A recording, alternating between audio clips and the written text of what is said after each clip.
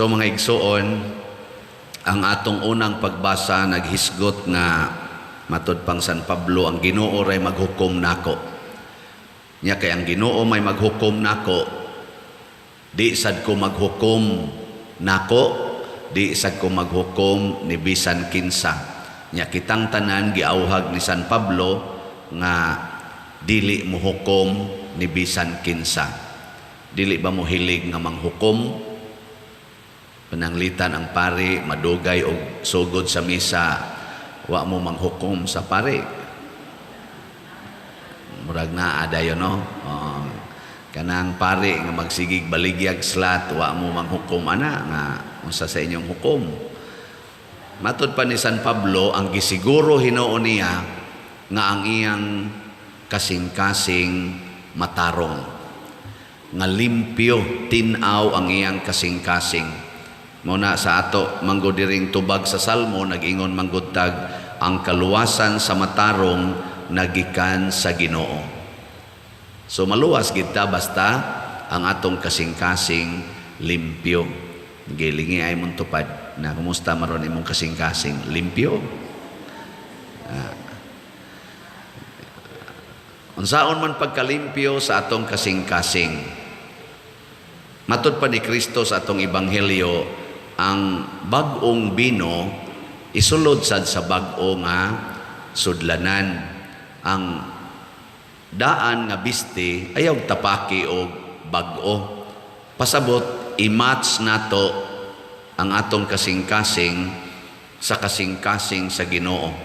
Kay wa may laing mulimpyo sa atong kasing-kasing, ang Ginoo raman. So matud pa ni Kristo sa laing bahin sa ebanghelyo, imitate me, for I am gentle and humble of heart. Naghisgot siya, sunda ang akong kasing-kasing, kay mapaubsanon o malumo. Ngayon, saan man na paghimo nato? Balik na sa tatong giingon, ayaw panghukom. Basta di kita manghukom sa tong isig katao, ang resulta, dili kita makasala. Basta di ta manghukom. Dili na to sila pakasadon ba? Nga ikaduha, kung sa may buhaton, kinahanglan nga magsigitag sunod sa pulong sa Ginoo. Wa tay laing higugmaon ang pulong sa Ginoo. Kay kani manggong pulong sa Ginoo mga igsoon, mulimpyo ni nato. Matud pang Kristo, murag John chapter 15 man tingito, katong pag-ingon niya, ako ang punuan sa paras, kamo ang mga sanga. Ngayon na siya, limpyuhan sa akong amahan ang mga sanga nga kusog mamunga aron mas mamunga og daghan. Iya din gisumpay, kamo limpyo na tungod sa akong mga pulong. So kana mga pulong sa Ginoo mo limpyo na nato Pananglitan, maghuna-huna kag dautan sa imong bana nga wa mo uli pagkagabi nya dili sad matawagan out of coverage area. Maghuna-huna kag dautan, unsa man ang imong kasing-kasing ana, limpyo o hugaw? Hugaw. Sige, paminawa ang pulong sa Ginoo. Maingon din ang pulong sa Ginoo nga ayaw panghukom. Ana. Di na ka muhukom. Bitaw no. Ana. Igsunod sad, kaunya mangutana man ka. Unya Lord, ug tinuod gyud nga nakasa. Kay buringog ra ba ginang banahan na. Di ra ba kay karon ra niya gibuhat. Ana, ningon na yung Ginoo, pasaylua o kapituan, kapito. Pulong naman sa nasa Ginoo. Bitaw Lord, no? Sa paglipay, kung nangabit na to siya, aron magamit nimo ang akong pasaylo. Di iniguli sa imong bana, dili na ka maghisgot din kagikan. Nya, unsa man dayoy isultis Ginoo iniguli sa bana, kay lami man jud kayong damagan, lami kayong kupugan, may magyud kayong yaw-yawan. Maminaw na sa Ginoo, maingon na sa Ginoo nimo, pakad-a ang gigutom. Gutom kay ignaw. Yan, ditso man, waman mukaon, ditso mas kwarto kay kapoy. Ana, labad yang sakit yang lawas kay gipamaulan in taon. Ang sama sa giingon ni sa Ginoo, atiman na ang masakiton. Di ba? Nindot kayo, mo din siyang masahian. Kay masakiton man, nakit kong lawas. Nya mosunod mo ana dili. Og dili hugaw imong kasing-kasing. Pero kung imo nasundon, malimpyo dayon. Wa na gyud problema, limpyo na kayo. Ang pulong sa Ginoo atong higugmaon. Mao na inig higugma nato sa pulong sa Ginoo, ang Ginoo magpabilin kanato. Mao gihapon na sa John chapter 15 niingon gyapon si Kristo, pabilin kamo dinhi kanako. Magpabilin kamo kanako kung inyong tumanon ang akong mga pulong. Para bitaw nang panalitan ikaw imong bana o ikaw asawa o imo bang anak. Kanang imong anak kung magtuma na sa imong pulong, magpabili na siya diha nimo. Magsupak-supak gani na, tan-aw nimo ana din agyud anak. Di ba? Imong itan-aw niya animal. Masinupakon, gahig-o. Muna na imong isulti, nawa na ang iyang pagkaanak. Pero kung tumanon gani niya ang tanan ginimong sugo, ang tanan nimong pulong, isip ginikanan, magsigi jud kag ingon ako ng anak, si Inday na, si Dudong na. Kakuha mo? Hilingi ay mong tupad. Yung nagpabilin ka diya sa Ginoo. Kada na to supak sa pulong sa Ginoo, wagtang gid Ginoo na to. Mawagtang. Kada na to supak. Muna karon ang Ginoo, murag nawa nas kalibutan, pero naagod siya. Pero mura siya nawa, nga naman, ang mga tao karon masinupako na kay sa sugo sa Ginoo. Nya unsa may nipuli nato, kasubo, kagubot, kamatay, o kining krisis, problema. Diri sa atong ibanghilyo sa unang bahin, nireklamo ang mga tao, nganong sige man ming puasa, nya kanang imong mga tinun-an, wa man magpuasa, pasabot, way kaguol, way kahingawa, relax ra, kami sige migluhod, wa mi kaon, gabulibod mi og abo sa among ulo, naglingkod mig sako. Ang tubag ni Kristo, ingon siya, inyo deng papuasahon ang mga dinapit kung naa pa ang pamanhunon. Di ba? Kung magpabilin ta diha sa Ginoo, ang atong masinati, God's abundance, God's presence, God's happiness, God's peace, God's prosperity, God's unity, na pagyoy God's satisfaction.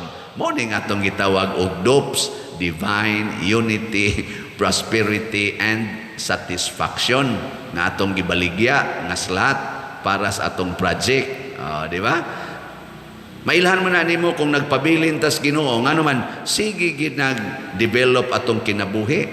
So ang ato karong parokya 9 years. 9 years na. Sa inyong paminaw, kining atong parokya, nagpabilin sa Ginoo o wa? Nagpabilin. Maoning ni-develop siya. Nya, gusto pa mong magpabilin pa niya o di na? Gusto, dili? Sige pa. Karon daghan na kay mga simbahan sa tibuok kalibutan, ng mga dagko kayong simbahan sa una, karon nga sira na ang uban.